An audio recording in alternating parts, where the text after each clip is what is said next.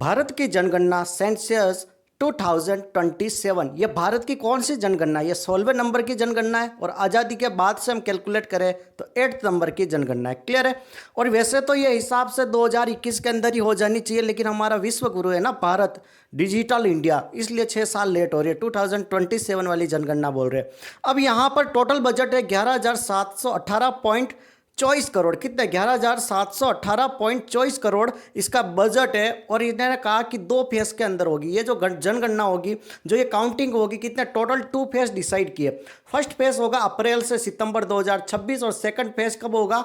फरवरी 2027। Clear है यहाँ तक। और बिल्कुल ये जो जनगणना हो रही है, ये बिल्कुल जो सेंसस हो रहा है, बिल्कुल पूरा का पूरा डिजिटल है। और जो फर्स्ट फेज में होगी वो क्या होगी? हाउस काउंटिंग होगी। और सेकंड वाले फेज में क्या होगी? पॉपुलेशन, जनसंख्या की काउंटिंग होगी। यहाँ तक कोई डाउट है?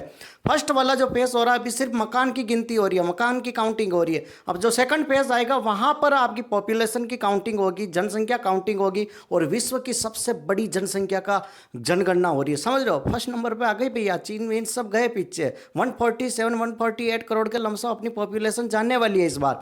अब जनगणना करते क्यों है, इसके क्या फायदे? तो जनगणना करने के, सेंसस के पीछे मोस्ट इंपॉर्टेंट बेनिफिट ये है, सरकार का बेनिफिट बता रहा हूं कि संसद की सीटों का वर्गीकरण होगा। मोदी जी कह रहे हैं ना कि सीटें बढ़ाएंगे। अब ये जनगणना हो जाएगी, इसके बाद पॉपुलेशन पता चल जाएगी, तो यहां पर सीटें बढ़ा देंगे। समझ में आया कि नहीं आया आपको?